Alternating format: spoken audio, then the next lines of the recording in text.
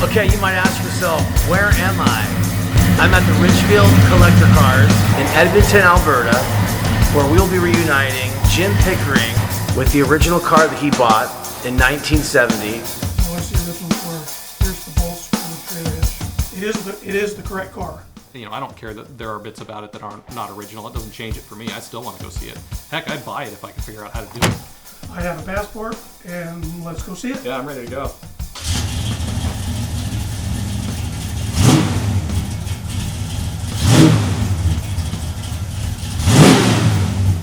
Let's go check it out.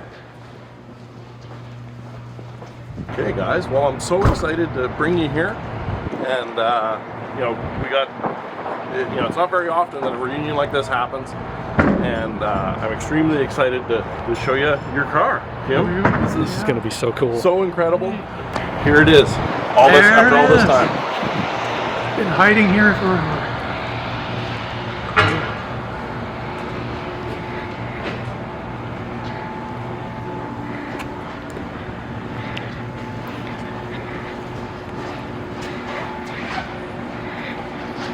Really good, doesn't it? We've been trying to take real good care of it for you. Well, let's load it up. We'll go. Great. We're ready.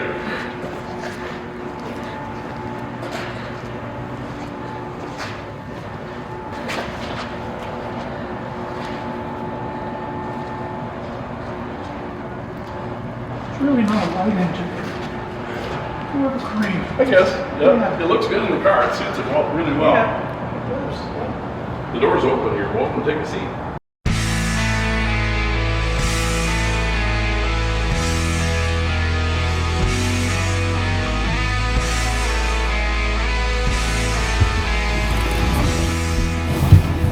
Let's see, release this. Wow. Does it not want to roll back? I was trying to find it. So you said there was a hole in the dash here someplace. It's right there. Right where my finger is. Oh, look at that. Yeah, that would have made me mad too. Yeah, it came up and went up like this. And then the microphone stuck right there. And then there were holes in the floor up here where the big square speaker was. Huh. And then the wires ran underneath the floor here. Of course, the console wasn't here. Right. It ran along this side. They just pulled the carpet up enough to get the wires underneath it. So here's a question. Does it feel like the same car or does it feel like a different car? Well, if you ignore the interior, there's no visor because it's coming apart. Yep, they did replace the headliner. Still got the black seat belts in it. They should be date coded. Huh. Don't have my glasses on. 69. 69? Yeah, maybe not. I never used them Different keys. because the seat belts are laid here.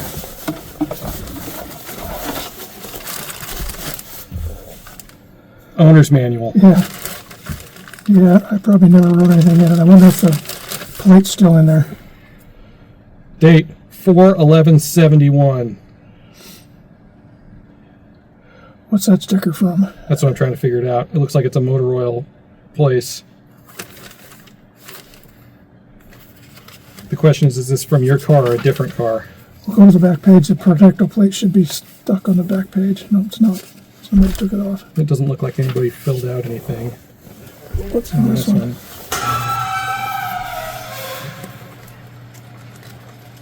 There's some stuff scribbled on the front, but 762635129. Somebody colored it in. It doesn't say where this Shell station was, but there's a mileage written on here. 16823.5 and 71. That can't be right. 168. No, it's 0.5, so that's 16,823 miles. That's funny. If you look at that 7, Uh-huh. that's the way I do 7s. That is the way you do 7s. Wow. Well, if they change the dash, they put the speedometer back in it. Yeah. How cool. Yeah. Huh. Yep. Feels the same? Oh, yeah. It still feels like it's got that diaphragm clutch in it that I put in it because I took the 3-finger one out. Uh-huh. Why'd you do that? Make it easier to use? The diaphragm one was easier to push in and out when Vicky was driving it. That was one of her complaints with the other clutch. It's too hard to use it. Well, she couldn't hold it down at a light. So I put the diaphragm in it. The diaphragm doesn't have springs in it. It's got a crown thing in it that's got rings around it. And when you push down on it, it just pivots this way. Okay. It doesn't have fingers that release the plate. So it made it easier for her to drive and didn't lose any of its grip. Nope. Okay, dokie. Well, how cool. Yeah, they changed the steering wheel, and it's tilt. It wasn't tilt before. Oh, it didn't have tilt. Oh, interesting. No, it didn't have tilt. So the options it's got now that it didn't have before: tilt wheel, tachometer, console, white interior, power windows, power trunk release, which it didn't have, I don't think. Oh. And the SS door panels, because this is a Malibu with SS options, they should say Malibu, not SS. Yep. At least in the early cars. Anything else that I'm missing, or is that all of it? That's it. And I'm sure this stuff looks original because it's hard.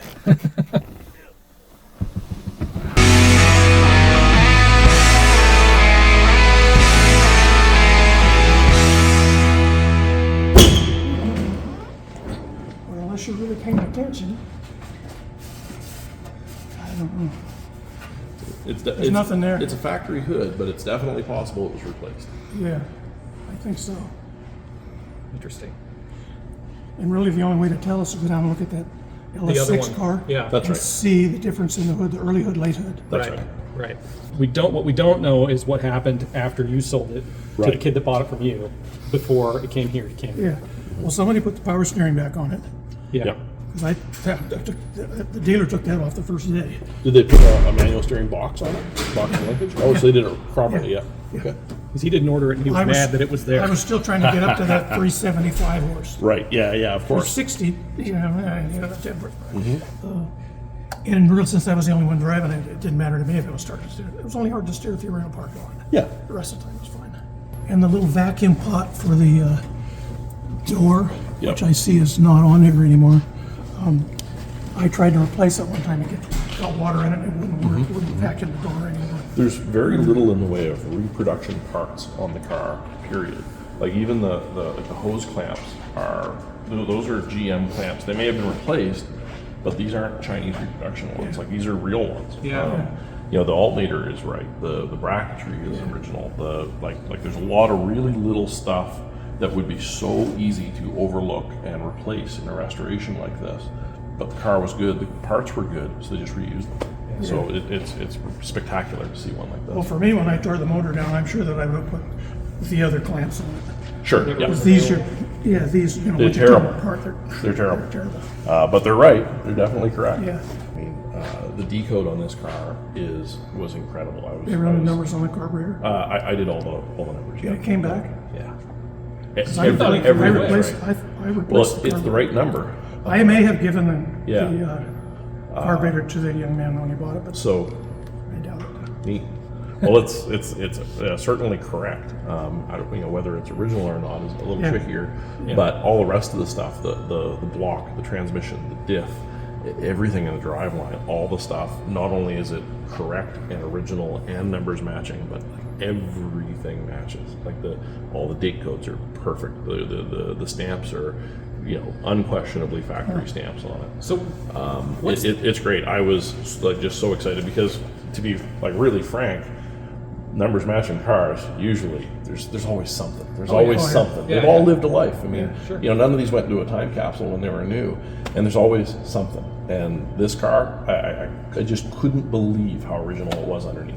It is so cool. This is great. I mean, like I said, this car has been a legend in the family for as long as I've been alive, and to see it in person is very, very cool. This is a legendary car. I mean, the way it's spec'd, the way you ordered it from the factory, who would know all these years later that it would be this desirable? What's the history as you know it? What history is with it? I mean, do you know when it came here? Well, every car has a story. Yeah. And sometimes you have facts that can back up that story. A lot of times you just don't get the story from the horse's mouth. Right. So my understanding is the car's been in Canada since the late 80s. Okay. The work that was done to the interior and the body was done at that time. And since that time, it's passed through the hands of a couple of collectors who have lovingly maintained and thankfully haven't touched a thing and left it alone and enjoyed the car. It hasn't had a whole lot of miles on it. It made its way to us here, 4 or 5 years ago, and it's seen a lot of love here and preservation. It's been extremely exciting to be able to show it to so many people. But I gotta tell you, I've never been as excited to show it to anybody as I am to you guys.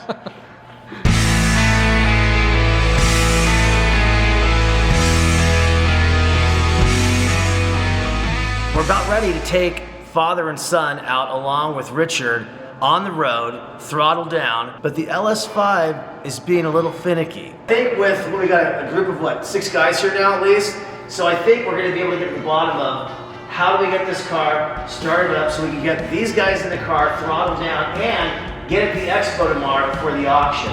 Are you guys here to help us out? That's right. All right, let's see what happens, guys. It starts. Begins in the dirt. My story begins again. Yeah.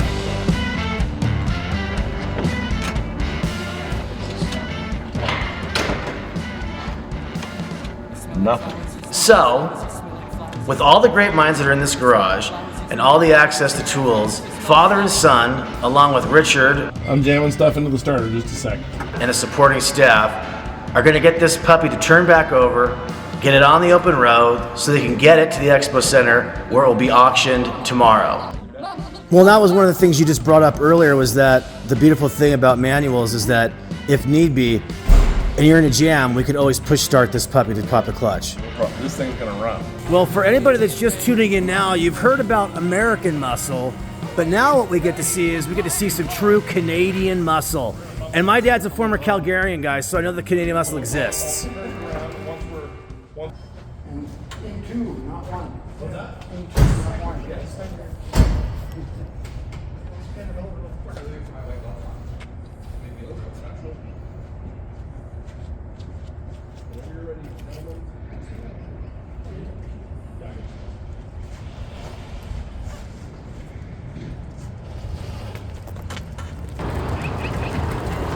Ready and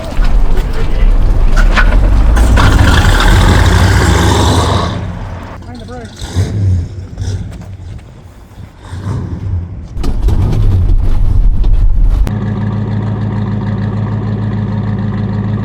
usually when I go on a drive like this and we've got cameras rigged up, I talk about the car because I'm trying to educate everybody about what it is. But in this case, I'm in the wrong seat. I'm the one who's being educated on the car. So this is really, really great, guys. I'm thrilled to be in the car with you guys. It's a real privilege to get to take you guys for a spin. So Jim, this is your car. We're out for a drive. And this car just drives smooth. I love the M22 noise. It's just great, that little bit of whine. Yeah, that's at 22. Yep. Does it sound familiar? Does it? Oh, yeah. Good. My mom says that she used to hear my dad coming when they were going on dates in the apartment complex. She knew when he was there because of the whine of first gear. Awesome. I love it. Now, second had its share of wine. Oh yeah.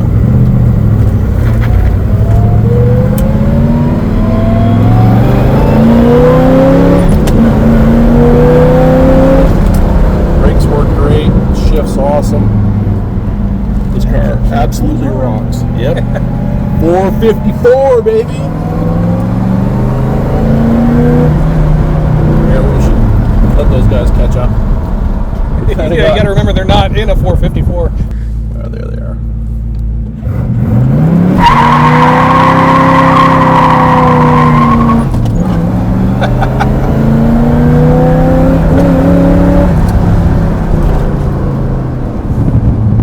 Yeah, it works good. There is nothing quite like big block Chevy torque.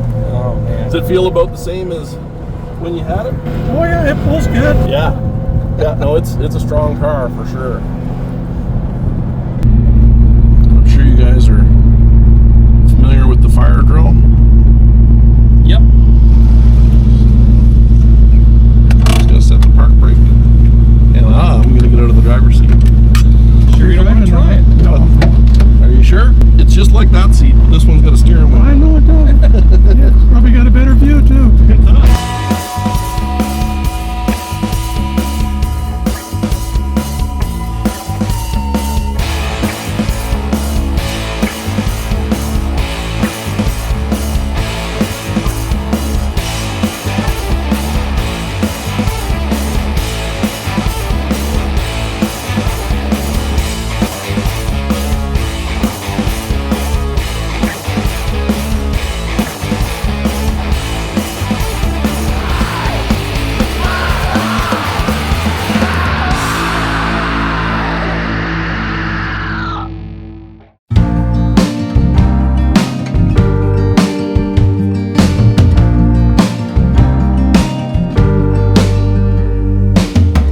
Just passing through someone's memories.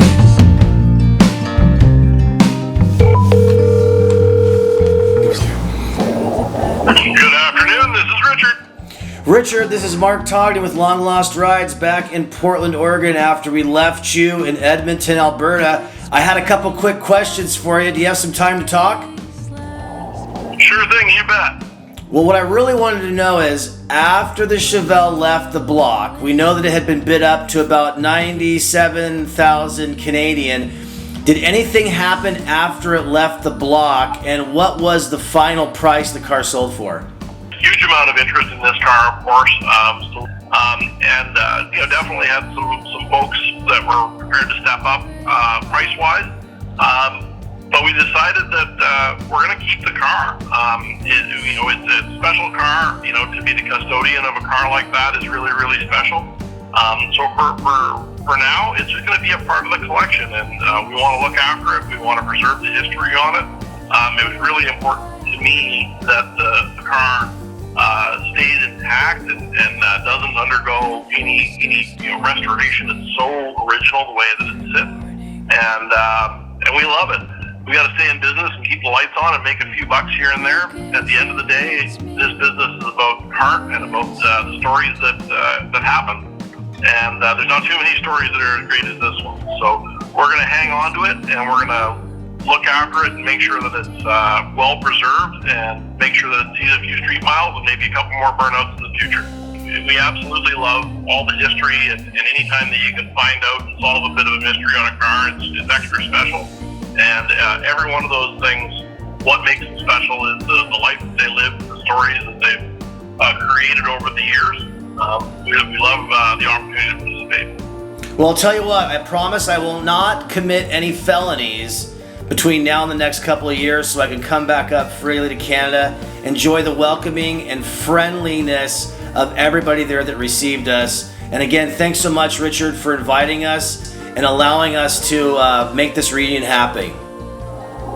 Looking forward to seeing you again soon, and you never know, we might come down and visit you guys in Oregon too. You got it. All right, Richard, have a great weekend. We'll talk to you soon.